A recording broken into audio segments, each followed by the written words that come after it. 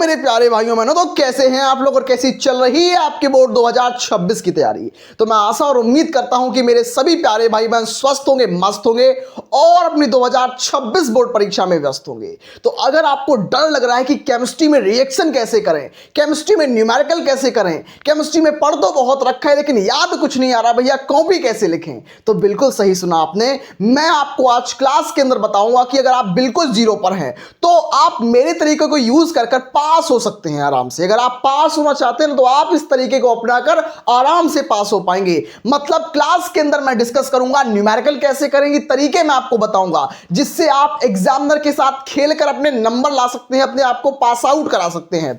दूसरा क्या है, रिएक्शन याद कैसे करें। लास्ट टाइम पर एक दिन के गैप में रिएक्शन को रगड़ डालो और जो रिएक्शन मैं बता दूं केवल वही रिएक्शन पढ़ के जाओ। गारंटी के तौर पर कहता हूं कि वही रिएक्शन आपके एग्जाम में आएंगी।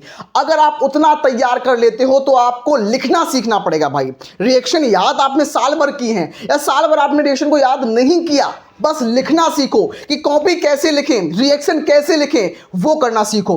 लास्ट क्या है कि महत्वपूर्ण परिभाषा बता दूंगा जो एग्जाम में 100% आएगी ही आएगी, क्योंकि अगर आप पिछले 10 सालों के पेपर को देख लेते हो तो आपको एक टेंटेटिव आइडिया लग जाता है कि कौन सी परिभाषा इंपॉर्टेंट है, कौन सी साल दर साल आ रही है और कौन सी नहीं आ रही है, तो ये मैं आपको बता दूंगा। लास्ट क्या है, महत्वपूर्ण नियम। और महत्वपूर्ण नियम मैंने पहले भी बहुत बार कराए हैं, लेकिन फिर भी आज शाम को जो मैं क्लास लेके आऊंगा उसके अंदर मैं आपको 3 इंपॉर्टेंट रिएक्शंस, बोले तो क्या होता है जब, कैसे प्राप्त करें, नाम वाली रिएक्शन, केवल मैं 10-10 या 8-8 रिएक्शन होंगी, तीनों करा दूंगा। अगर आप 8-8 10-10 रिएक्शन कर लोगे तो आपको पूरी रामायण पढ़ने की जरूरत नहीं पड़ेगी। और आपके जो महत्वपूर्ण नियम है उनका भी एक कंप्लीट वन शॉट आएगा, उनको देख लेना, आपका काम चल जाएगा, नहीं दौड़ जाएगा आपका काम।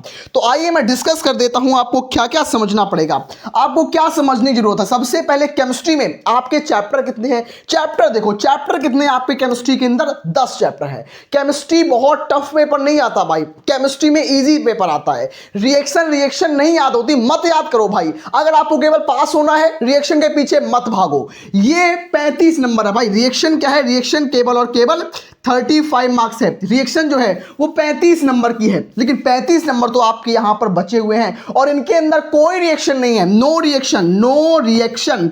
नो रिएक्शन का मतलब है कि ये 35 नंबर में आपको केवल और केवल थ्योरी न्यूमेरिकल करना है। कोई भी अभिक्रिया इन 5 चैप्टर के अंदर नहीं है। विलियन चैप्टर हो गया, विद्युत रसायन, रासायनिक बलगति, डीएनए ब्लॉक, उपसंयोजन यौगिक, 5 चैप्टर के अंदर कोई अभिक्रिया नहीं है। अभिक्रियाएं इन चैप्टर के अंदर है। तो पास होना चाहते हो केवल, तो इनके ऊपर फोकस मत करना, इनके ऊपर फोकस करना। विलियन पढ़ लो, विद्युत रसायन पढ़ लो। और अगर आप अभी भी 5 घंटे दोगे ना, आप अगर हमारे वन शॉट को देख लोगे, आप कहीं से भी वन शॉट देख लो, 1-1 घंटे के वन शॉट होंगे, यूट्यूब पर आपको फ्री मिल जाएंगे। वो वन शॉट आप सर्च करोगे, बिलियन बाई दीपांशु भैया, मिल जाएगा। पांचों कर लो, 35 नंबर पक्का आपका। 35 नंबर यहां से मिल जाएगा, 30 नंबर आपको स्कूल से, टोटल आपको 65 नंबर मिल जाएंगे। 100 में 65 नंबर आराम से ला पाओगे। लेकिन अगर आप थोड़े नंबर और बढ़ाना चाहते हो, थोड़े नंबर, तो यहां से बढ़ा सकते हो। अब कैसे भैया, क्या इसमें तैयार करें, सब कुछ मत तैयार करना, क्योंकि ये 5 चैप्टर समंदर ऐसे सिलेबस से हैं। अगर आप 5 चैप्टर पढ़ लोगे ना, उसके बराबर ये अकेले चैप्टर एक एक करके होंगे। तो मैं आपको लास्ट समय पर यही सजेशन दूंगा कि आप ये करो, सिंपल में आप ये करो। महत्वपूर्ण परिभाषाएं देख लो क्या है कि मोलरता, मोललता, मोल प्रभाज, अणु संख्या, गुणधर्म, मोलरता, तुल्यांकी चालकता, इनको छोड़ना नहीं है। और मैं उम्मीद भी करता हूं कि आपने बहुत पूरी साल अच्छे से मेहनत भी की होगी। तो अगर आपको इन टॉपिक्स को घबराना नहीं है, सबसे पहले आपको इन टॉपिक्स को तैयार रखना है और साल भर जो आपने मेहनत की है उन मेहनत को अप्लाई करना है इन टॉपिक के साथ। ये टॉपिक्स मोस्ट इंपॉर्टेंट है। मानक इलेक्ट्रॉन विभव मोस्ट इंपॉर्टेंट है, रासायनिक जो हमारे पास विद्युत रासायनिक श्रेणी मोस्ट इंपॉर्टेंट है, डैनियल सेल मोस्ट इंपॉर्टेंट है, नेंसर्ट समीकरण मोस्ट इंपॉर्टेंट है, इलेक्ट्रॉन विभव मोस्ट, सारे टॉपिक को तैयार रखना, एक भी टॉपिक को नहीं छोड़ना है। एक दिन के अंदर का गैप आपके पास 24 घंटे हैं। अगर आपने पढ़ रखे हैं टॉपिक्स तो रिवीजन कर लेना, अगर नहीं पढ़ रखे तो एक बार जरूर तैयार करो इन टॉपिक्स को और अच्छे नंबर ला पाओगे। कोई भी रिएक्शन नहीं है इसके अंदर, कोई रिएक्शन इसके अंदर नहीं पढ़नी, एक भी रिएक्शन नहीं है इसके अंदर। इसके अंदर भी आपको कोई अभिक्रिया नहीं है भाई, कोई रिएक्शन नहीं है। बस ये सारे टॉपिक आपके लिए मैं चुन चुन के छाट के लाया हूं। क्या है, इलेक्ट्रॉन विभव इंपॉर्टेंट है, सेल विभव मोस्ट इंपॉर्टेंट है, अभिक्रिया का वेग, अभिक्रिया की कोटि, अभिक्रिया की आणविकता, तीनों मोस्ट इंपॉर्टेंट है। उसके बाद आपको ध्यान देना पड़ेगा प्रथम कोटि की अभिक्रिया, डीएनए ब्लॉक, KMnO4 का विरुचन, ये सारी चीजें आप तैयार कर लेना। अगला क्या होगा, उपसह संयोजक यौगिक तैयार करना, फिर उसके बाद लिगेंड, उसके बाद आयुपेशी नामकरण, ये मोस्ट इंपॉर्टेंट है। उसके बाद आपके पास आता है बुक 2। अब आपके पास आता है यहां पर बुक 2।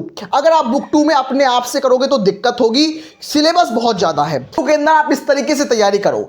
बुक 2 में आपको हेलोएल्केन बनाने की विधि और उसके रासायनिक गुण तैयार कर लेना, या अगर आपने तैयार कर लिए हैं तो उसको रिवाइज एक बार जरूर कर लेना। हेलोएरीन बनाने की विधि और उसके रासायनिक गुण मोस्ट इंपॉर्टेंट है। अगला क्लोरोफॉर्म बनाने की विधि, उसके रासायनिक गुण मोस्ट इंपॉर्टेंट है। क्लोरोबेंजीन बनाने की विधि और रासायनिक गुण मोस्ट इंपॉर्टेंट है। एल्कोहल बनाने की विधि और रासायनिक गुण ये भी मोस्ट इंपॉर्टेंट है। अगला फिनॉल हो गया, ईथर हो गया, एल्डिहाइड हो गया, ये तीनों मोस्ट इंपॉर्टेंट है, याद रखना।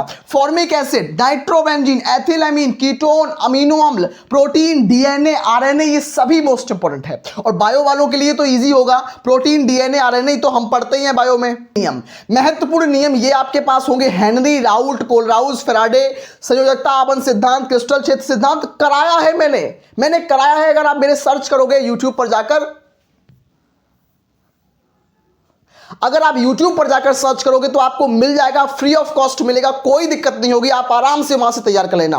वरना मैं खुद आपको आज या कल शाम को ही इसका PDF वगैरह जो होता है वो मैं आपको प्रोवाइड करा दूंगा, या मैं इसका एक कंप्लीट वीडियो आपको डलवा दूंगा और आपको मैं इन्फॉर्म करा दूंगा। उसको देख लेना, आपका काम चलेगा नहीं, उसका काम दौड़ेगा आपका। रिएक्शन कैसे करें भाई, समझो इस चीज को कि न्यूमेरिकल में कैसे करना है, आपको बस फॉर्मूला याद करना है। न्यूमेरिकल में केवल और केवल फॉर्मूला तैयार रखना है, और रिएक्शन में अभी के लिए अगर आपने रिएक्शन तैयार कर रखी है तो बस रिवीजन करना है। रिएक्शन में बस आपको रिवीजन करना है, लास्ट के टाइम पर रिवीजन करना है। और रिवीजन के साथ साथ आपको यह भी याद रखना पड़ेगा, लिख लिख कर करना भाई, लिखना भी है, साइड में आपको कॉपी भी रखनी है और उसमें लिखना भी है। अगर लिखोगे नहीं तो याद कैसे होंगी चीजें। लास्ट दिन बचा है, घबराना नहीं है, कॉपी को पूरा भर के आना है भाई, कॉपी में एक भी चीज नहीं छोड़नी है। राइटिंग जो होगी वो अच्छी रखना, कॉपी को भर के आना, जहां जरूरत हो वहां पर रिएक्शन लिखना। और मैं आपकी जानकारी के लिए बता दूं कि एग्जामिनर के पास खुद इतना टाइम नहीं होता कि वो आपकी एक एक रिएक्शन को बारीकी से देखे। दूसरी बात, रिएक्शन में एग्जामिनर के भी हाथ कहीं कहीं ढीले होते हैं, तो एग्जाम ही नहीं है कि आप अगर रिएक्शन गलत लिख रहे हो तो कभी कभी एग्जामिनर नहीं समझ पाता है, एग्जामिनर नहीं पकड़ पाता है। इसे बोला जाए यहां पर आपको क्या बनाना है, आपको एग्जांपल के तौर पर मैं बताऊं, कि आपको बोला जा रहा है आपके पास क्लोरोबेंजीन है, आपके पास क्या है, आपके पास यहां पर क्लोरोबेंजीन है।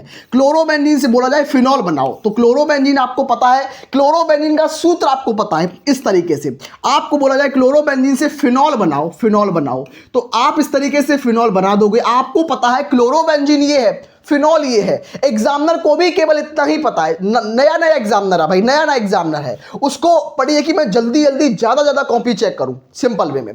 तो ये क्या है, क्लोरोबेंजीन, फिनॉल बनाना है। अगर आपने यहां सोडियम हाइड्रोक्साइड नहीं लिया, अगर आपने कुछ और भी ले लिया, एग्जामिनर नहीं देखेगा भाई, एग्जामिनर के पास इतना टाइम नहीं है कि आपकी एक एक चीज को गलती निकाले। तो इसीलिए आप रिएक्शन को बनाकर भी करना, तब भी कोई दिक्कत नहीं, लेकिन एक सही ढंग से करना, सिंपल वे में। तो मैं उम्मीद करता हूं कि पेपर आप बढ़िया फोड़ के आएंगे और मस्त तरीके से तैयारी करते रहना। पेपर को खाली मत छोड़ के आना, भर के आना कॉपी, अच्छे नंबर आएंगे, मैं उम्मीद करता हूं।